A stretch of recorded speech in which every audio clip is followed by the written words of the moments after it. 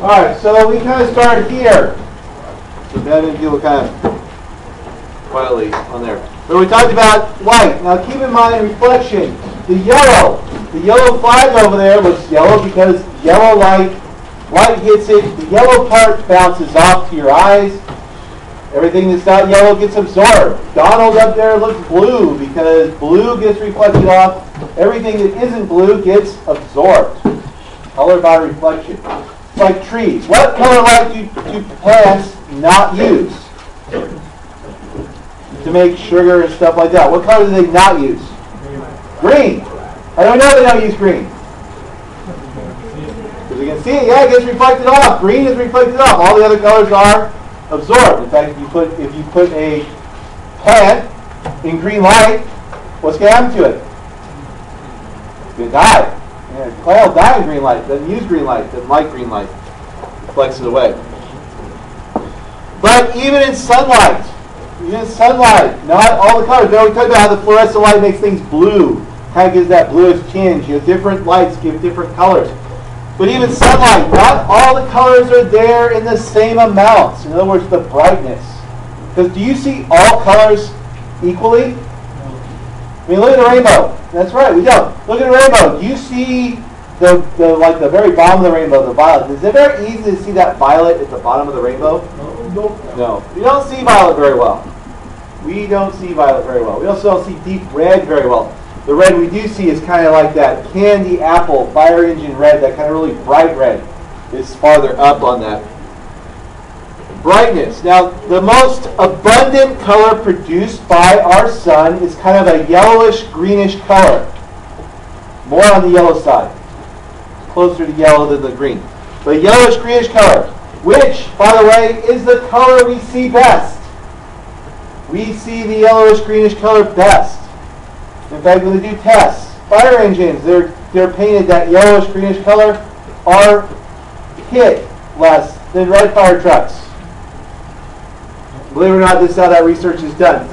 They look at how many times does it get hit. Because a yellowish-greenish fire truck is easier to see than a red fire truck. Why do we still paint them red? Because fire engines are supposed to be red. It's tradition. Fire engines are red. But some jurisdictions do paint them that yellowish-green color. But not many.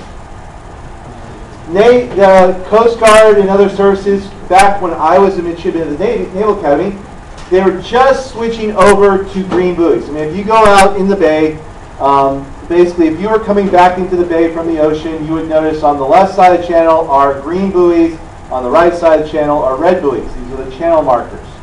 But when I first got to the academy, the green ones were black. So they switched to a green. They'd done tests in the Mississippi River and found that green buoys get hit a lot less than black buoys. The channel markers. The ships would hit them a lot less on that. They're easy to see. But believe it or not, on a ship, it's really easy to hit buoys. You wouldn't think so, but it is. Especially if they have a big number 7 on them. We had a tradition in Naval Academy of running into buoys that had number 7 on them. One, the turn into the Naval Academy from Chesapeake Bay, the buoy that was at that corner was number 7. And a lot of times we were trying to get in too fast. We'd cut the buoy and hit it. Did that a couple of times. But it seemed like other places we hit number 7. I don't know, it's just this weird thing we had about number 7 buoy on that.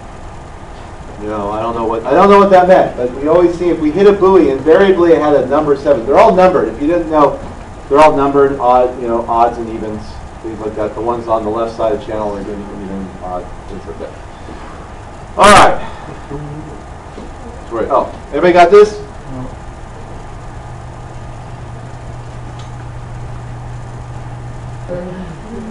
Now, so if we look at the distribution, you can see the brightness, brightness versus frequency, deep red, deep violet. We don't see either one of those as well. They're not as bright. Up here at the top, the brightest was produced the most. Because, anybody know up in the sky, what color gets scattered most to be able to be seen in the sky? Green. Well, purple, violet. Violet is the most scattered color. Blue is the second most scattered color. Why is the sky blue and not violet? It should be violet because that's the most of the light that gets scattered up in the atmosphere is violet. Well, what can we say about violet? What blue is much brighter. Yeah, it's much brighter. We see blue better. The blue is much brighter, just like the idea, why don't we see the reflection during the day on the glass? Because the light is brighter. Blue light is brighter. These other colors are also scattered a little bit. We don't see them either because the blue is much brighter. We don't start seeing these colors until the blue goes away at sunrise and sunset on that. But the blue is much brighter than the violet, which is why we see it. Plus, we see blue so much better than violet anyway on that.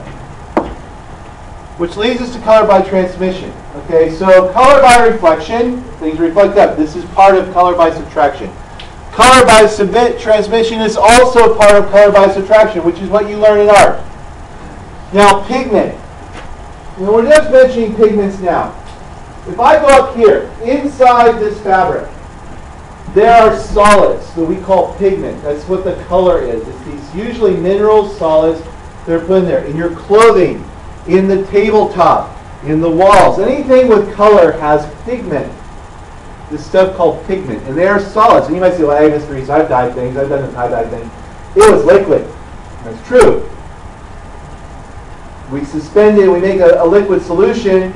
We put it in the clothing. But after basically all that liquid dries, it leaves behind a solid.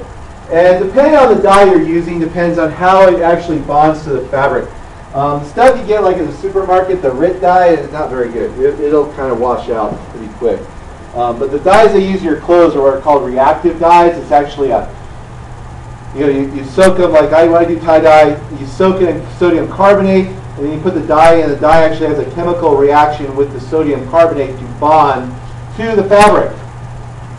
Bonds to the fabric so it doesn't wash out as easily on that. Now, if you put this stuff in a transparent material, they're going to absorb colors and only let certain things through. What's going to happen to that transparent material while it's absorbing all these other colors? One time more, where's all that light energy going? It's being absorbed by that pigment, so my transparent material is going to get, H word, hot, right? Temperature's going to go up.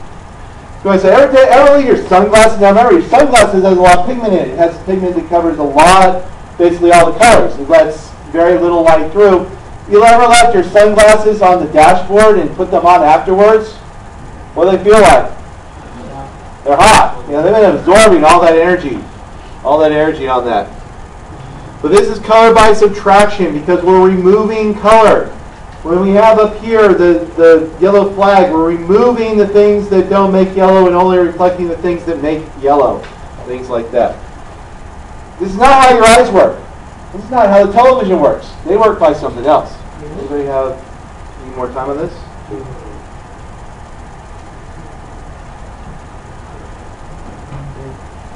Good? So you look through our blue filter. A blue filter lets blue light through, but it's going to absorb all the other colors. Well, it's blue. A red filter would only let red light through, and so on. So what can we say about if I was measuring the number of lux on every side, remember you used your little meter. If I measured the lux on this side and the lux on this side, what's the values going to be? Which side is going to have more lux? Left side or right side? Well, left side, because look, I have all this light. On this side, I only have this one, right? Most water light got blocked. This is why you look at stage lighting with those filters. Anybody ever work with those filters and stage lighting? What happens to them? They get really, really, really, really hot. Because you have to have very bright lights because you're losing a lot of the light. Most of the light that comes out of those lights never makes it to the stage because it gets blocked out by the filter. It's also why they're so hot, these filters tend to break down somewhat also on that. But again, subtraction, right? We're taking away. Subtraction. We're taking away color. But your eyes work by this. Color by addition. It's how the television works. It's how your LEDs work. This is how the eyes produce color. Different colors of light combine to produce all the colors of the rainbow. So the light that makes yellow hits your eyes. And it activates the little cone cells. Cone cells are the color part of your vision.